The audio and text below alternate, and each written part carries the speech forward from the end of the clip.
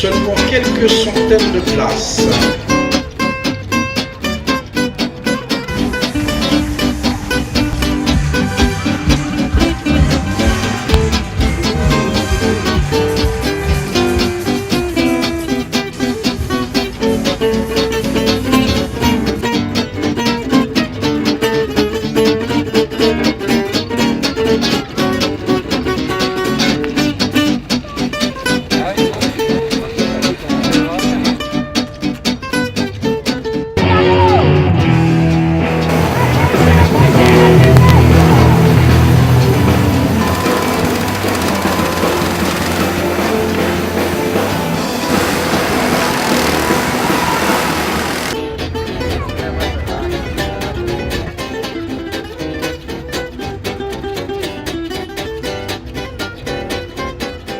Rennes, c'est une ville d'intégration, c'est une ville où un citoyen n'est pas qu'un simple citoyen, c'est un citoyen qui a sa place. Voilà ce qu'est la ville de Rennes. Je ne veux pas les flatter, je ne veux pas les glorifier, mais c'est la réalité. Après, donc, il y avait aussi la volonté du vivre ensemble, de faire venir aussi les cirques, les théâtres, les forains, les cascadeurs, les musiciens. Déjà parce que bon, pour montrer un peu à la population qu'il y a des années que nous vivons les uns et les autres en se côtoyant, que l'un et l'autre en est fait pour vivre ensemble.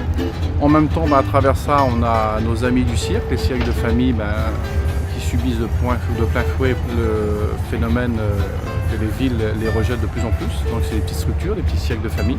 On s'aperçoit que 500 cirques en France, avec 30 à 40 tous les ans qui disparaissent. Donc, les gens sont venus aujourd'hui, dans ce week-end, justement pour dénoncer tout ça festivement. Vous savez, il est plus facile de faire passer un message festif.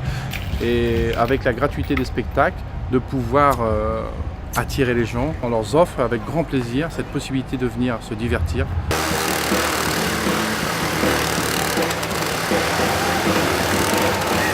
On voulait montrer que c'est possible de vivre ensemble par du spectacle, quoi, hein, voilà. On l'avait fait l'année dernière, on le refait cette année et on le fera encore dans les années qui vont venir. Voilà. C'est très important de le faire, hein, pour montrer qu'avant tout nous sommes citoyens et qu'il faut arrêter de nous prendre pour des voleurs de poules. Tout ça, ça date du siècle dernier, c'est périmé tout ça. Hein. Nous sommes des gens qui veulent vivre ensemble, on se bat pour l'avenir de nos enfants, de sédentaires ou pas sédentaires, le vivre ensemble, dans le respect. C'est même pas solidaire, moi, le mot qui m'importe, c'est que ce soit une communication, différents métiers. Là, il y a un ami là, qui fait de la vannerie, il y a les gens du cirque qui est de la Sonneville qui est à côté.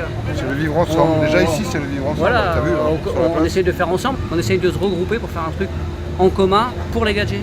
Ça, c'est les voyageurs qui offrent gadgets.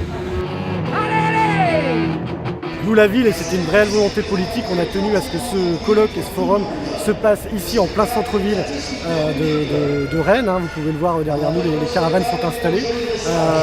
À Rennes, on a un slogan, c'est vivre en intelligence. On essaye de le mettre en œuvre chaque jour et de faire en sorte de transcender ces différences en fait, pour avoir une ville ouverte et une ville qui accueille. C'est vraiment l'ADN de cette ville et quelque chose me fait penser que les Rennais nous suivent sur ces questions-là. Évidemment, on est solidaire de ce type de journées qui sont évidemment un vrai bonheur de voir les voyageurs se prendre en charge. Ce colloque il est très utile parce que il y a à la fois c'est organisé par des associations de gens du voyage, donc c'est très bien parce que trop souvent on parle à leur place. Donc là c'est eux qui organisent, c'est une très bonne initiative. Et en même temps il y a un dialogue qui est très constructif, qui n'est pas juste dans la dénonciation avec les élus, et notamment Dominique Rimbourg qui est quand même l'auteur de la proposition de loi qui a aboli la loi de 69. Donc ça on voit que c'est à la fois le résultat d'un dialogue qu'ils ont eu en amont pour faire bouger cette loi dans le bon sens. Et c'est aussi le suivi de cette loi, parce qu'après il faudra qu'elle soit appliquée. Donc le fait d'avoir un dialogue public devant tout le monde, je pense que ça peut amener des bonnes réponses. Donc vraiment faire un colloque comme ça, chapeau, c'est d'un très bon niveau je trouve dans la discussion, moi j'apprends plein de choses. Et vraiment c'est le bon ton constructif, faire des propositions, et en même temps ne pas se laisser marcher sur les pieds. Les gens du voyage ont subi trop de choses difficiles et j'ai l'impression que là c'est une initiative très positive. Il y a un risque que d'un seul coup, compte tenu de la situation d'un certain nombre de gens très précaires, on voit arriver toute une série de gens qui sont dans des situations difficiles, qui achètent des caravanes d'occasion et qui se logent de cette façon-là. Ce qui ne correspond pas à la situation. Il y a aussi un programme de logement, il y a aussi la bataille avec un certain nombre de municipalités pour qu'il y ait du logement social qui soit construit, et il n'en est pas suffisamment construit, et on a les mêmes réflexes de rejet en direction du logement social que ceux qu'on a parfois en direction du voyage. La Fondation Abbé Pierre, on a été invité à participer au colloque d'aujourd'hui parce qu'on est impliqué dans toutes les questions de logement, de mal logement. Et donc évidemment la question des gens du voyage avec cette entrée par leur habitat et leur difficulté d'habitat, nous ça nous intéresse, on est particulièrement concernés, on agit beaucoup sur les territoires et on interpelle les pouvoirs publics en disant il y a le mal logement et parmi les mal logés, les gens du voyage sont surreprésentés. Donc nous ce qu'on constate, mais comme toutes les associations de gens du voyage ou d'aide, de solidarité avec les gens du voyage, c'est un manque cruel d'aires d'accueil, alors qu'il y a une loi qui était censée quand même le prévoir, et aujourd'hui il en manque à peu près un tiers par rapport à ce qui était prévu. Donc on estime qu'il y a 50 000 personnes parmi les gens du voyage qui sont concernées par ce défaut d'aires d'accueil et qui donc sont mal logées à cause de ça. Après il y a aussi un manque de terrains familiaux, qui est plus adapté pour des ménages qui ont un besoin d'ancrage, une aspiration un peu plus d'ancrage. Et là aussi, les chiffres sont assez ridicules. Il y a eu 80 terrains familiaux qui ont été produits cette année, donc c'est vraiment très très insuffisant.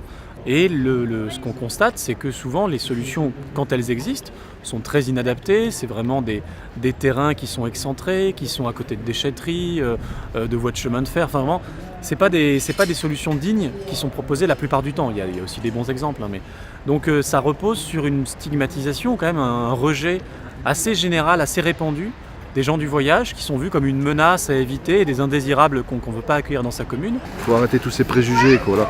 Dans le monde du voyage, c'est le reflet de la société française. Il y en a des bons, des moins bons. Voilà. C'est comme les sédentaires, c'est la même chose. Donc moi j'insiste sur le respect du vivre ensemble. Ça c'est important. Dans une démocratie, on existe si on prend la parole, si on prend sa place de citoyen. Les gens du voyage, c'est une catégorie de la société française, et cette catégorie, elle n'a pas toujours su exister à la hauteur de ce qui était nécessaire. Et le fait que cette catégorie de la population française, à un moment dit « nous existons de telle et telle façon, nous vivons de telle et telle façon », c'est très important. Et il n'y a pas de modification d'une société, d'évolution d'une société, si un groupe social qui a une façon particulière de voir les choses n'existe pas et ne prend pas la parole pour la défendre. Les gens du voyage, c'est une appellation de la loi 69, mais nous, on n'est pas d'accord à continuer à s'appeler comme ça. Parce que justement, dans le monde du voyage, il y a toute une diversité. Il y a les forains, il y a les gens du cirque, il y a les commerçants itinérants, il y a ceux qui font le marché, et il y a les Montmouches, il y a les Sinti, il y a les Yéniches, il y a les Gitans. Qui c'est les gens du voyage, quoi. Donc il faut arrêter de nous appeler gens du voyage et d'avoir cette appellation qui est d'être des Français itinérants, surtout. Des citoyens itinérants. Hein, voilà.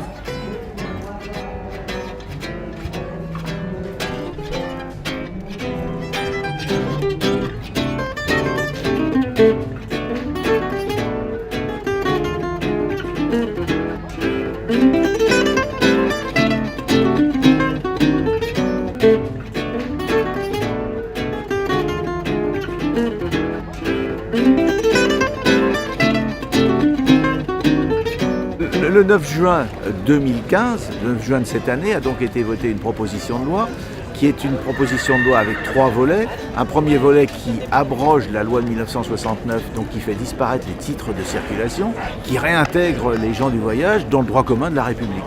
Un deuxième volet qui consiste à prendre en compte la circonstance que toutes les aires d'accueil n'ont pas été construites et qui donne au préfet des pouvoirs supplémentaires pour les forcer à être construites.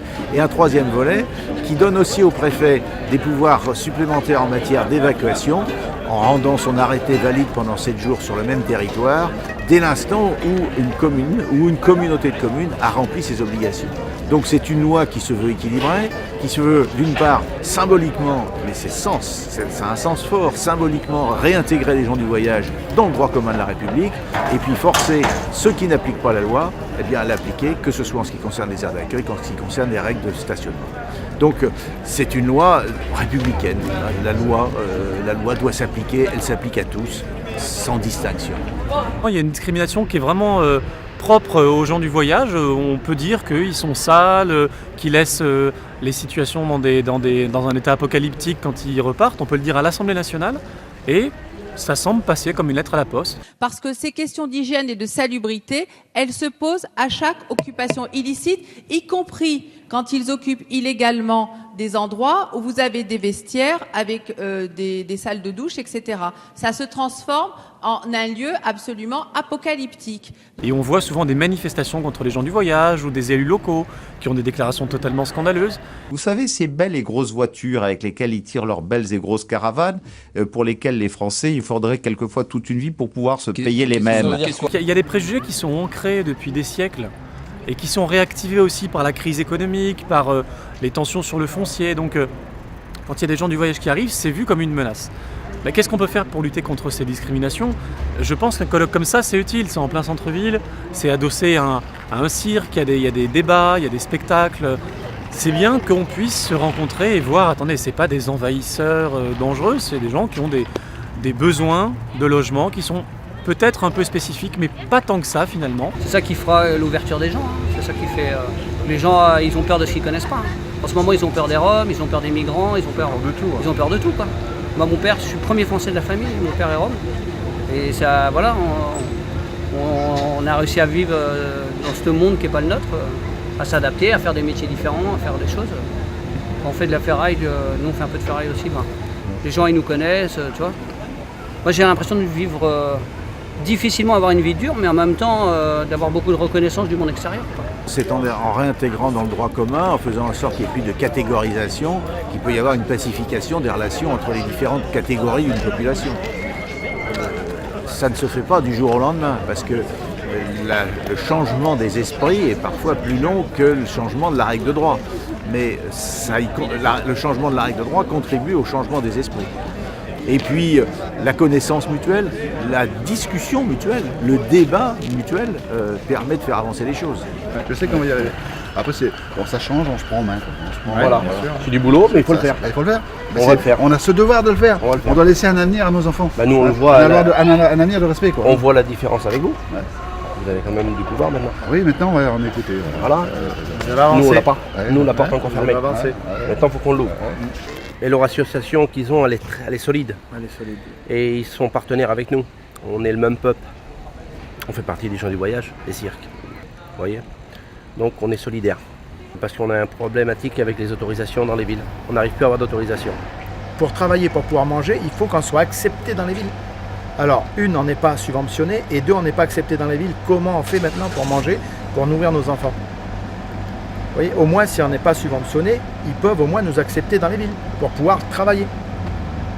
Alors c'est quand même un comble parce que vous imaginez que l'art du cirque meurt, le cirque de famille, mais pas faute de spectateurs, faute d'emplacement. Faute d'emplacement. On envoie des demandes dans les mairies et puis le résultat, il va être de 5%. Il y a 95% refusés. Au lieu de les mettre dans des endroits comme ici, par exemple en plein centre-ville de Rennes, on les met à 3 km. Ou alors on leur donne rien du tout. Et puis ils ont tendance à vouloir surtout accepter les grands cirques, je ne sais pas citer des grands cirques, mais des petits cirques qui sont des cirques familiaux. Ils ont besoin de travailler comme les autres. Donc, on est là depuis... Et ça apporte de la gaieté dans un village, c'est la vie des cirques. Les cirques, ça existe depuis des millénaires. Depuis des temps. Et là, au train où ça va, en interdisant peu à peu, ça fait que les petits cirques vont tomber en faillite et il n'y aura plus de cirque. Il n'y aura plus de cirque. Voilà. Et donc le combat est justement de se défendre par rapport à ça, et c'est pour ça qu'ils ont créé cette association, pas plus tard qu'hier soir, 60 cirques qui se mettent ensemble, des petits cirques familiaux. Donc il y aura un président, un vice-président, tout ça, et ils seront représentatifs au niveau national, voire au niveau européen.